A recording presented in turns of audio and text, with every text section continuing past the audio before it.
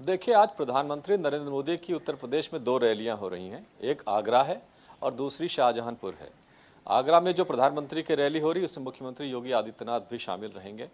12:50 पर वो आगरा में उतरेंगे और तकरीबन 1 घंटे का उनका संबोधन होना है। मीना बाजार कोठी वो इलाका है जहां पर प्रधानमंत्री की रैली आज होने जा रही है। जहां तक आगरा की बात है तो आगरा सुरक्षित सीट है। वहां से एसपी सिंह बघेल जो मंत्री भी थे केंद्र सरकार में, वो प्रत्याशी हैं। और दूसरी आगरा ही जिले की एक दूसरी लोकसभा सीट है फतेहपुर सीकरी, वहां से राजकुमार चाहर भारतीय जनता पार्टी के प्रत्याशी हैं। इन दोनों प्रत्याशियों के समर्थन में प्रधानमंत्री रैली करेंगे। आगरा से उनका पुराना नाता है और 2013 में जब उनके प्राइम मिनिस्टर कैंडिडेट की घोषणा भारतीय जनता पार्टी के द्वारा की गई थी, उसके बाद वो आगरा आए थे और आगरा में इन्होंने रैली करी थी।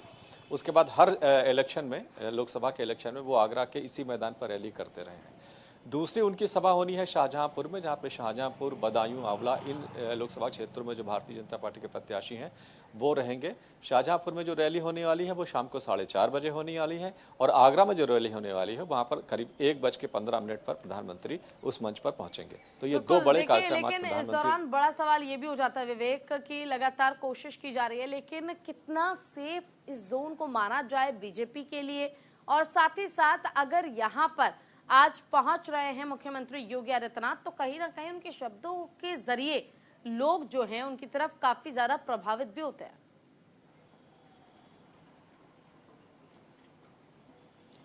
जी बिल्कुल, मुख्यमंत्री योगी आदित्यनाथ की जहां तक बात करें, चाहे प्रधानमंत्री की हम बात करें, बीते कुछ दिनों से वो लगातार कांग्रेस के मैनिफेस्टो पर आक्रामक हैं। और अब देखते हैं कि आज की जो दो रैलियां हो रही हैं, योगी आदित्यनाथ की एक रैली मैनपुरी में भी है, वहां पर भी वो उसको संबोधित करेंगे।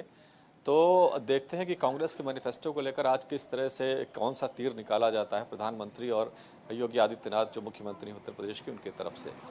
जहां तक आगरा की बात है, कितनी सेफ सीट है, तो आगरा भारतीय जनता पार्टी की परंपरागत सीट रही है और बीजेपी के लिए बहुत ज़्यादा मुश्किल यहाँ पर नहीं होती है। फतेहपुर सीकरी की सीट ज़रूर थोड़ी सी चैलेंजिंग है, लेकिन आगरा को लेकर के बीजेपी को कोई परेशानी होनी नहीं चाहिए। और यही हाल लगभग शाहजहांपुर का है और शाहजहांपुर में भी भारतीय जनता पार्टी की सीट काफ़ी सेफ सीट मानी जाती है।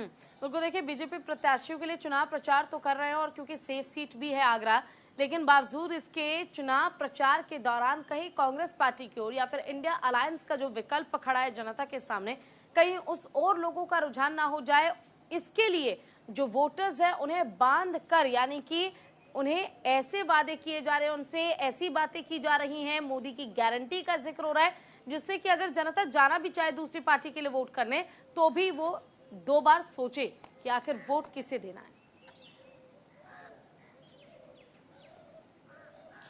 बिल्कुल, और दूसरी सबसे बड़ी बात यह कि प्रधानमंत्री नरेंद्र मोदी का चेहरा है। 10 साल तक उनको देश ने देखा है, उनको उनका अनुभव किया है, उनके कामकाज को देखा, समझा, जांचा, परखा है।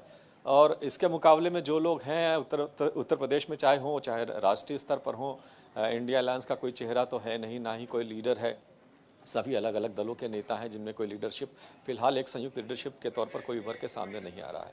तो जाहिर बात है प्रधानमंत्री को इसका एडवांटेज है, उनकी एक ग्लोबल इमेज है और वैसे भी काफ़ी पावरफुल स्थिति में भारतीय जनता पार्टी है और उसके संगठन ने भी बहुत पहले से काम करना शुरू कर दिया था। उसके अलावा जो मैनिफेस्टो है भाजपा का और जो काम है, खासतौर से गरीब कल्याण के लिए जो योजनाएं चला रखी केंद्र सरकार ने, उसका खासा असर आगरा और उसके आसपास के क्षेत्रों में देखा जाता है। तो इन सब चीज़ों को देखते हुए ये कहा जा सकता है कि वहां पर विपक्ष के लिए मुश्किल बहुत ज्यादा है, बीजेपी के लिए उतनी नहीं है। विवेक, क्या जनसभा के अलावा भी कोई कार्यक्रम है पीएम का वहां पे?